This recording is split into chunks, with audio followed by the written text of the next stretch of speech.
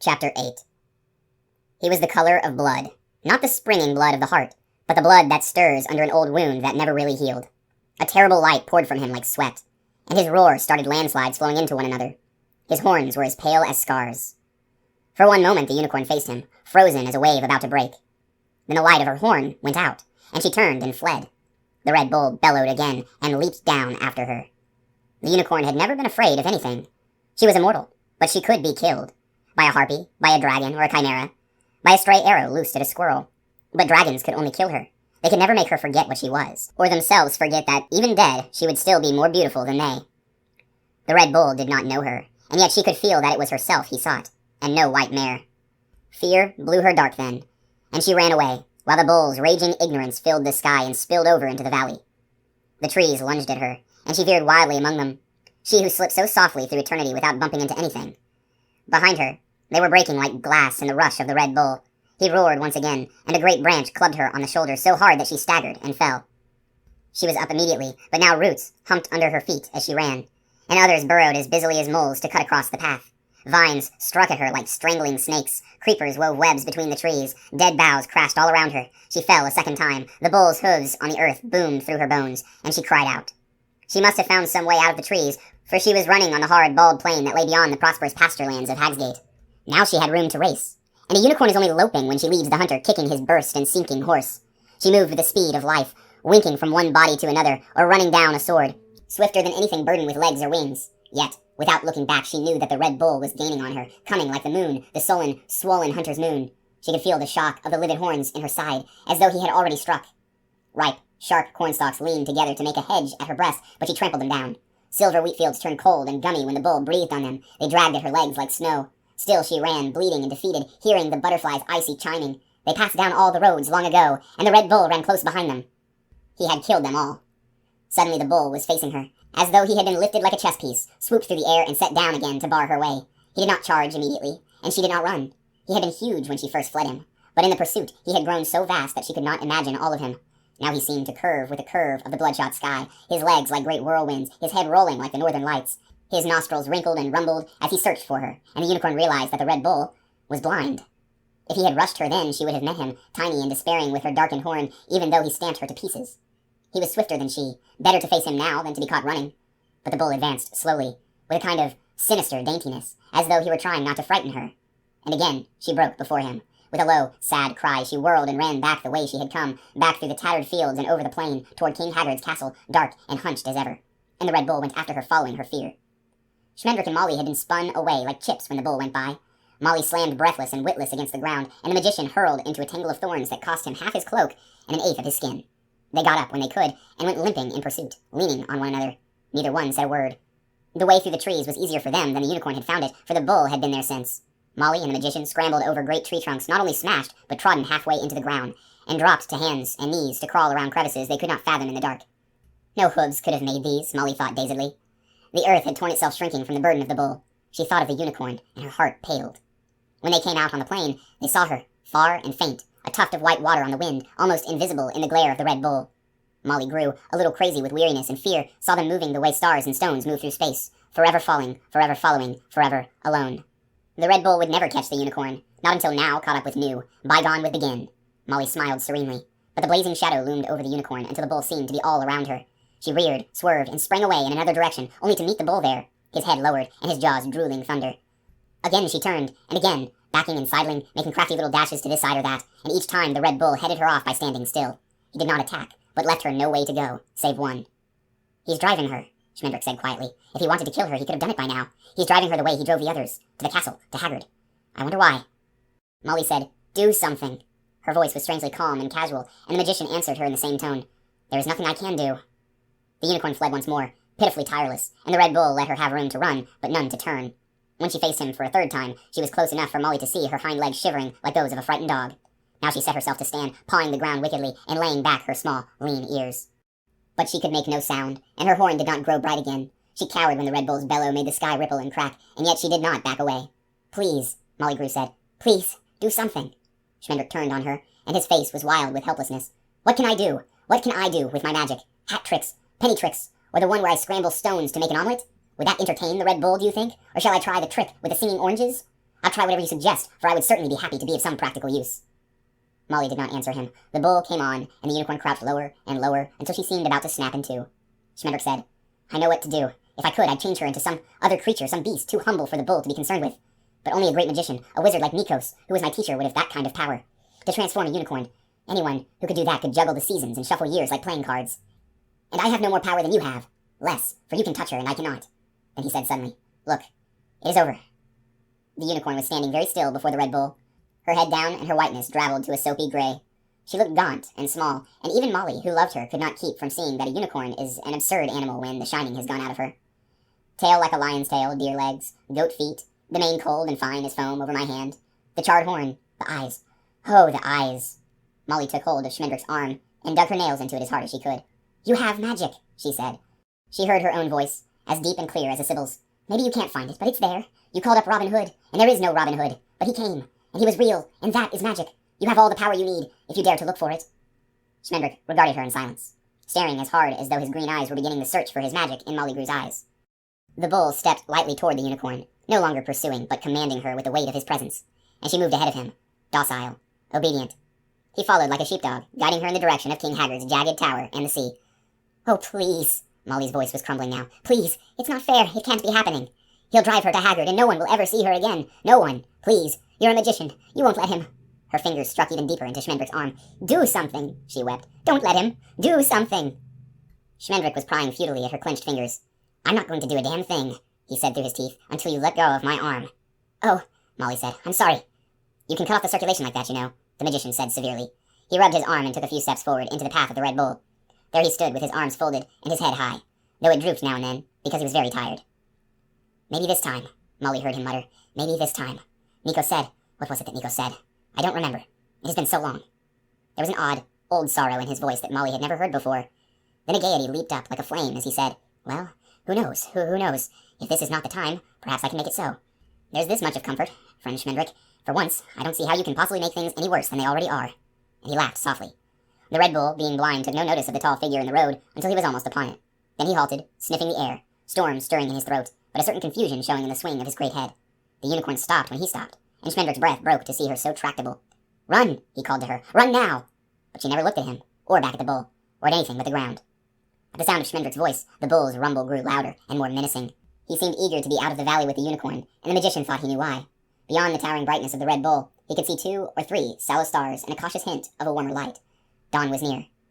He doesn't care for daylight, Schmendrick said to himself. That's worth knowing.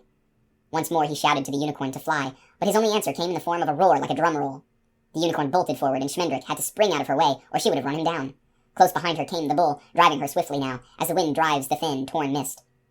The power of his passage picked Schmendrick up and dropped him elsewhere, tumbling and rolling to keep from being trampled, his eyes jarred blind, and his head full of flames. He thought he heard Molly Gru scream. Scrabbling to one knee, he saw that the Red Bull had herded the unicorn almost to the beginning of the trees. If she would only try one more time to escape. But she was the bull's, and not her own. The magician had one glimpse of her, pale and lost between the pale horns, before the wild red shoulders surged across his sight. Then, swaying and sick and beaten, he closed his eyes and let his hopelessness march through him, until something woke somewhere that he had wakened in him once before. He cried aloud, for fear and joy. What words the magic spoke this second time he never knew surely. They left him like eagles, and he let them go. And when the last one was away, the emptiness rushed back with a thunderclap that threw him on his face. It happened as quickly as that. This time he knew before he picked himself up that the power had been and gone. Ahead, the Red Bull was standing still, nosing at something on the ground. Schmendrick could not see the unicorn. He went forward as fast as he could, but it was Molly who first drew near enough to see what the bull was sniffing. She put her fingers in her mouth, like a child. At the feet of the Red Bull, there lay a young girl, spilled into a very small heap of light and shadow. She was naked, and her skin was the color of snow by moonlight. Fine tangled hair, white as a waterfall, came down almost to the small of her back. Her face was hidden in her arms. Oh, Molly said, oh, what have you done? And heedless of any danger, she ran to the girl and knelt beside her. The Red Bull raised his huge, blind head and swung it slowly in Schmendrick's direction. He seemed to be waning and fading as the gray sky grew light, though he still smoldered as savagely bright as crawling lava. The magician wondered what his true size was, and his color, when he was alone. Once more the Red Bull sniffed at the still form, stirring it with his freezing breath. Then, without a sound, he bounded away into the trees and was gone from sight in 3 gigantic strides. Schmendrick had a last vision of him as he gained the rim of the valley. No shape at all, but a swirling darkness, the red darkness you see when you close your eyes in pain. The horns had become the 2 sharpest towers of old King Haggard's crazy castle.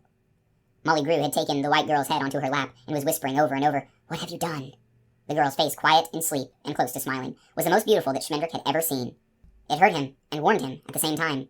Molly smoothed the strange hair, and Schmendrick noticed on the forehead, above and between the closed eyes, a small, raised mark, darker than the rest of the skin. It was neither a scar nor a bruise. It looked like a flower.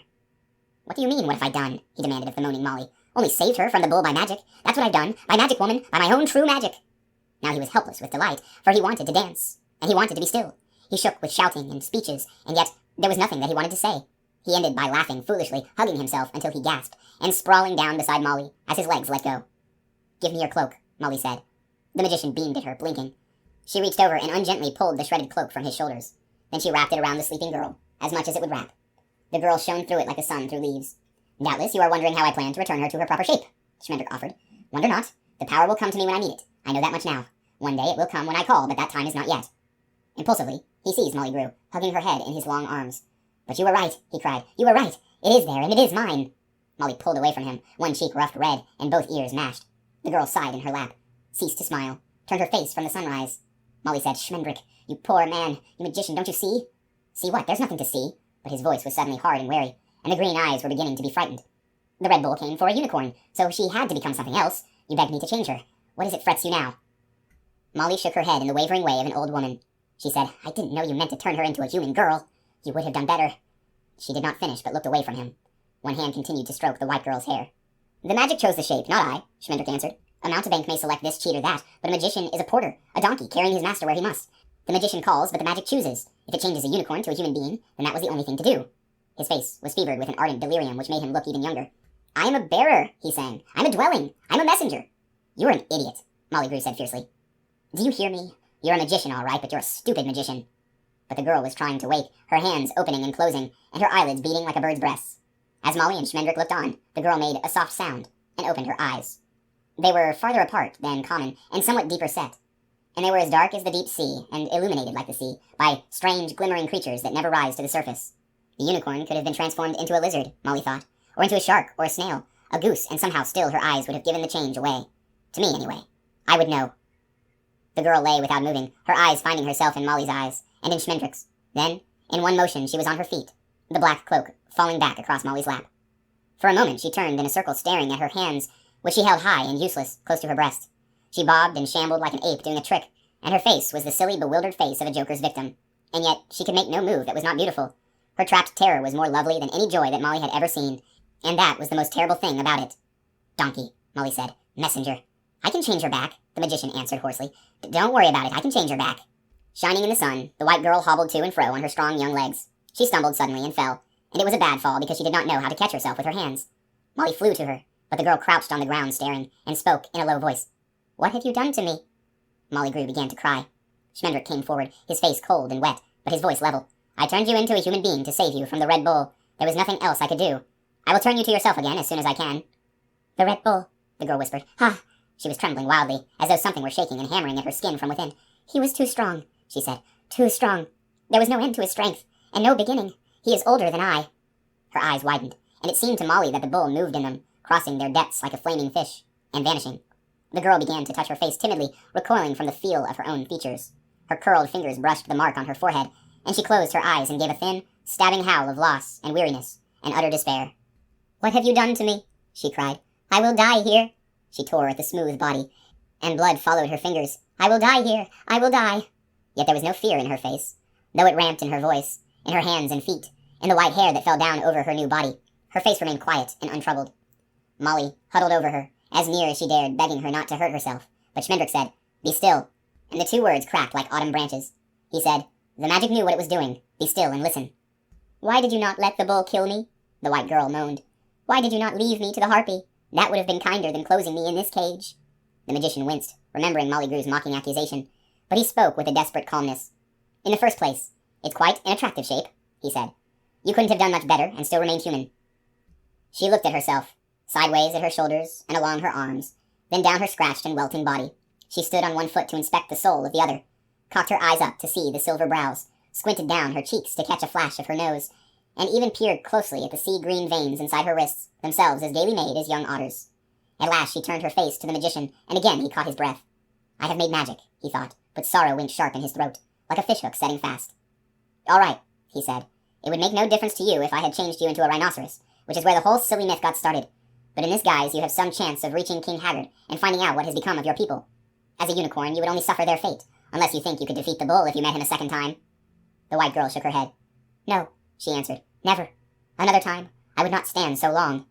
Her voice was too soft, as though its bones had been broken. She said, "My people are gone, and I will follow them soon, whatever shape you trap me in. But I would have chosen any other than this for my prison.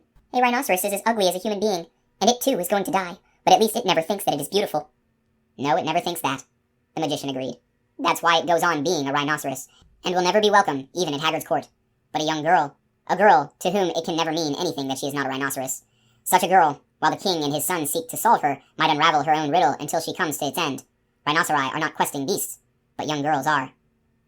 The sky was hot and curdled.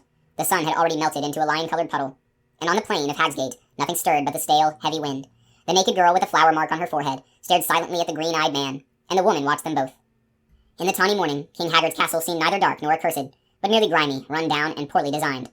Its skinny spires looked nothing like a bull's horns, but rather like those on a jester's cap, or like the horns of a dilemma, Schmendrick thought. They never have just two. The white girl said, "I am myself still. This body is dying. I can feel it rotting all around me. How can anything that is going to die be real? How can it be truly beautiful?" Molly Grew put the magician's cloak around her shoulders again, not for modesty or seemliness, but out of a strange pity, as though to keep her from seeing herself. "I will tell you a story," Schmendrick said. "As a child, I was apprenticed to the mightiest magician of all, the great Nikos, whom I have spoken of before. But even Nikos, who could turn cats into cattle, snowflakes into snowdrops, and unicorns into men, could not change me into so much as a carnival card sharp. At last he said to me, 'My son, your ineptitude is so vast, your incompetence so profound, that I am certain you are inhabited by greater power than I have ever known. Unfortunately, it seems to be working backward at the moment, and even I can find no way to set it right. It must be that you are meant to find your own way to reach your power in time. But frankly, you should live so long as that will take you. Therefore, I grant it that you shall not age from this day forth, but will travel the world round and round, eternally inefficient, until at last you come to yourself and know what you are. Don't thank me. I tremble at your doom.'" The white girl regarded him out of the unicorn's clear, amaranthine eyes, gentle and frightening in the unused face, but she said nothing. It was Molly Grew who asked, "And if you should find your magic, what then?" "Then the spell will be broken, and I will begin to die, as I began at my birth. Even the greatest wizards grow old, like other men, and die." He swayed and nodded, and then snapped awake again. A tall, thin, shabby man smelling of dust and drink. "I told you that I was older than I look," he said. "I was born mortal, and I have been immortal for a long, foolish time, and one day I will be mortal again, so I know something that a unicorn cannot know. Whatever can die is beautiful, more beautiful than a unicorn who lives forever, and who is the most beautiful creature in the world. Do you understand me?" "No," she said. The magician smiled wearily. "You will. You're in the story with the rest of us now, and you must go with it, whether you will or no. If you want to find your people, if you want to become a unicorn again, then you must follow the fairy tale to King Haggard's castle, and wherever else it chooses to take you. The story cannot end without the princess." The white girl said, "I will not go," and stepped away, her body weary, and the cold hair falling down. She said, "I am no princess, no mortal, and I will not go. Nothing but evil has happened to me since I left my forest, and nothing but evil can have become of unicorns in this country. Give me my true shape again, and I will return to my trees, to my pool, to my own place. Your tail has no power over me. I am a unicorn. I am the last unicorn." Had she said that once before, long ago, in the blue-green silence of the trees? Schmendrick continued to smile, but Molly Grew said, "Change her back. You said you could change her. Let her go home." "I cannot," the magician answered. "I told you the magic is not mine to command. Not yet. That is why I too must go on to the castle, and the fate or fortune that waits there. If I tried to undo the transformation now, I might actually turn her into a rhinoceros. That would be the best thing that could happen. As for the worst—" He shivered and fell silent. The girl turned from them, and looked away at the castle that stooped over the valley. She could see no movement at any window, or among the tottering turrets, or any sign of the Red Bull. Yet she knew that he was there, brooding at the castle's roots till night should fall again, strong beyond strength, invincible as the night itself. For a second time she touched the place on her forehead where her horn had been. When she turned again, they were asleep where they sat, the man and the woman. Their heads were pillowed on air, and their mouths hung open. She stood by them, watching them breathe, one hand holding the black cloak closed at her throat. Very faintly, for the first time, the smell of the sea came to her.